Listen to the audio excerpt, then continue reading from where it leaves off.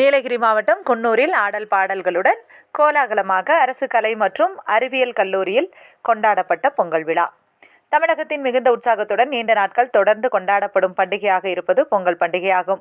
அனைவரும் இணைந்து தமிழர்களின் பாரம்பரிய மரபுகளை நினைவுபடுத்தும் வகையில் கொண்டாடப்படும் பண்டிகை வரும் 15 மற்றும் 16ஆம் தேதிகளில் கொண்டாடப்பட உள்ளது.